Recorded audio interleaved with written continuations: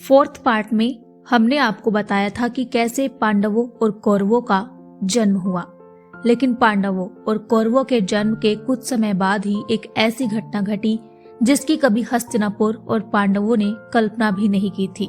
इस घटना के बाद मानो पूरा हस्तिनापुर बिखर सा गया हो।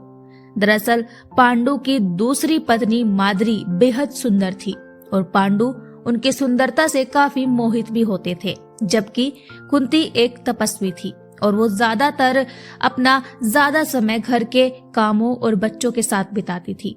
एक बार पांडु और माद्री जंगल में किसी काम से गए थे। तब माद्री फूल इकट्ठा कर रही थी। तभी पांडु ने उसे देखा और वो उसकी सुंदरता को देखकर मोहित हो गया और उसके साथ संभोग करने लगा। माद्री ने काफी रोकने की कोशिश की पांडु को, लेकिन पांडु नहीं रुका। पांडु को श्राप मिला था कि अगर उसने अपनी किसी भी पत्नी से शारीरिक संबंध बनाए तो उसकी मृत्यु हो जाएगी, और ठीक वैसा ही हुआ। पांडु ने जैसे ही माद्री से संबंध बनाए उसकी मृत्यु हो गई। पांडु की मृत्यु के बाद मानो कुंती की दुनिया सी उजड़ गई हो। एक तरफ जहां पांडु की मृत्यु हो गई तो वहीं दूसरी तरफ हस्तिनापुर से सत्यवती और भीष्म पितामह पांडु को घर लाने के लिए वापसी की तैयारी कर रहे थे। भीष्म पितामह और सत्यवती पांडु को लेने के लिए जंगल की ओर निकले ही थे, लेकिन जैसे ही वहां पहुंचे तो उन्हें समाचार मिला कि पांडु की मृत्यु हो चुकी है। भीष्म पितामह और सत्यवती का मन एक बार फिर से चूर चूर हो गया था। वो अंदर से पूरी तरह से टूट गए थे। वो समझ नहीं पा रहे थे कि अब क्या किया जाए। दूसरी तरफ पांडु की दूसरी पत्नी माद्री ने सती होने का फैसला लिया। दरअसल माद्री का मानना था कि पांडु की मृत्यु उसी के कारण हुई है। कुंती के लाख मना करने पर भी माद्री ने नहीं सुनी और उसने पांडु के साथ ही अपना जीवन समाप्त कर लिया। कुंती अपने 5 पुत्रों के साथ अब अकेली थी। पांडु और माद्री की मृत्यु के बाद पांडव कुंती के साथ हस्तिनापुर लौट आए, लेकिन इस बीच सत्यवती ने फैसला किया कि अब वो अपने कर्मों का प्रायश्चित करेगी। सत्यवती ने भीष्म पितामह से कहा कि अब वो संन्यास लेना चाहती है। साथ ही उसने भीष्म पितामह से ये भी वचन मांगा कि वो पांडवों के बच्चों के हमेशा साथ रहेंगे और उनके साथ कभी भी अन्याय नहीं होने देंगे, हमेशा पांडवों के बच्चों का ख्याल रखेंगे। इतना कहकर सत्यवती ने संन्यास धारण कर लिया और हमेशा के लिए राजमहल का त्याग कर जंगल में चली गई। ये समय भीष्म पितामह और कुंती के लिए काफी कठिन था, लेकिन उन्हें 5 पांडवों को पालना था, तो इसीलिए उन्होंने फैसला किया कि वो हस्तिनापुर में जाकर उनका पालन पोषण करेंगे। कुछ समय बाद कौरव और पांडव बड़े हो गए। कौरव बड़े होकर बड़े ही अधर्मी और दुष्ट बन गए, जिनका नेतृत्व करता था उनका बड़ा भाई दुर्योधन। दुर्योधन अपने मामा शकुनी से अत्यधिक प्रभावित था और वो मामा शकुनी की हर एक बात को मानता था। शकुनी दुर्योधन को इसीलिए अपने प्रभाव में रखता था क्योंकि शकुनी को अपनी बहन की शादी का बदला हस्तिनापुर से लेना था और वो चाहता था कि वो हस्तिनापुर को बर्बाद कर देगा। शकुनी अपनी चालें चलता गया। वहीं पांडव बड़े होकर उसके विपरीत बने, यानी धर्म को समझने वाले और धर्म पर चलने वाले। पांडवों का धर्म उनकी ताकत था, लेकिन वो एक तरह से उनकी कमजोरी भी था, क्योंकि शकुनी का मानना था कि जो लोग धर्म पर चलते हैं उनके साथ बहुत ज्यादा अधर्म किया जा सकता है। पांडवों का धर्म मार्ग पर चलना दुर्योधन के लिए काफी फायदेमंद साबित हुआ। दुर्योधन हमेशा पांडवों के साथ अन्याय करना चाहता था। उसने बचपन में ही कई बार पांडवों की मृत्यु की कामना की और कोशिश भी, यहाँ तक कि उसने भीम को भी बचपन में ही जहर देकर मारने की कोशिश की थी, लेकिन जहर खाने के बाद भी भीम बच गया था, क्योंकि भीम के परदादा नागराज ने उन्हें बचा लिया था।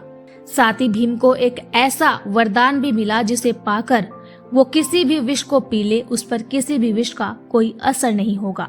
शकुनी और दुर्योधन ने मिलकर कई सारी ऐसी योजनाएं बनाई जिससे पांडवों को मारा जा सके, लेकिन वो हर बार अपनी कोशिशों में असफल रहे। फिर एक दिन भीष्म ने फैसला किया कि वो शकुनी को हस्तिनापुर से निकाल फेंकेगा और भीष्म ने ऐसा ही किया। भीष्म ने शकुनी को गंधर्व वापस लौट जाने के लिए मजबूर कर दिया और शकुनी वापस गांधार लौट गया। उसके बाद पांडवों और कौरवों को गुरु द्रोणाचार्य के आश्रम में शिक्षा ग्रहण करने के लिए भेज दिया गया, जहां पर पांडवों और कौरवों ने मिलकर शिक्षा ग्रहण की। द्रोणाचार्य का एक पुत्र भी था जिसका नाम था अश्वत्थामा।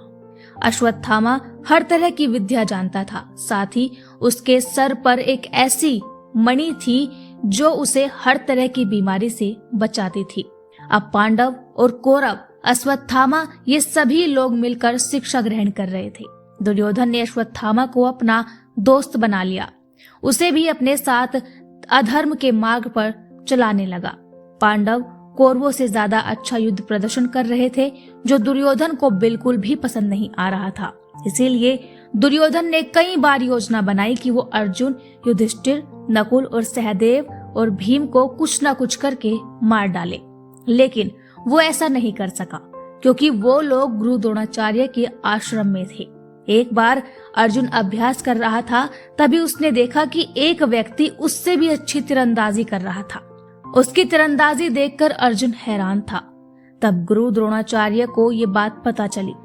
गुरु द्रोणाचार्य ने अर्जुन को वचन दिया था कि वो अर्जुन को विश्व का सबसे बड़ा धनुर्धारी बनाएंगे, लेकिन जैसे ही गुरु द्रोणाचार्य को पता चला कि अर्जुन से अच्छी तीरंदाजी कोई और कर रहा है, तो उन्होंने ये जानने की कोशिश की कि वो व्यक्ति कौन है।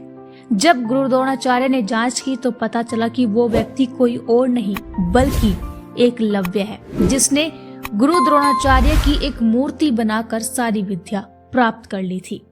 तब गुरु द्रोणाचार्य ने एकलव्य से उसका अंगूठा दान में मांग लिया। कारण था उन्हें अर्जुन को विश्व का सबसे श्रेष्ठ धनुर्धारी बनाना था।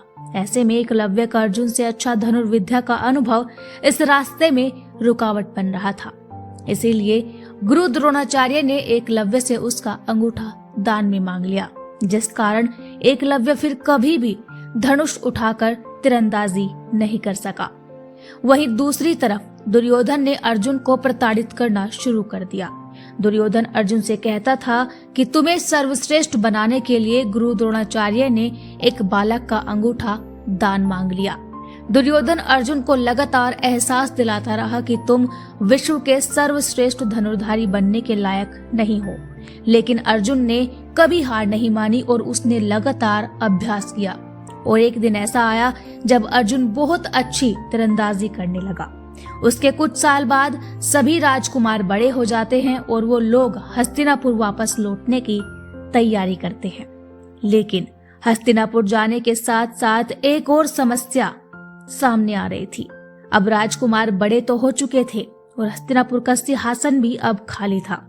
ऐसे में हस्तिनापुर के सिंहासन को लेकर कौरवों और पांडवों के बीच युद्ध होने की संभावनाएं बढ़ती जा रही थी, क्योंकि कायदे से तो सिंहासन पर हक युधिष्ठिर का था, लेकिन दुर्योधन इस बात को स्वीकार करने के लिए तैयार नहीं था।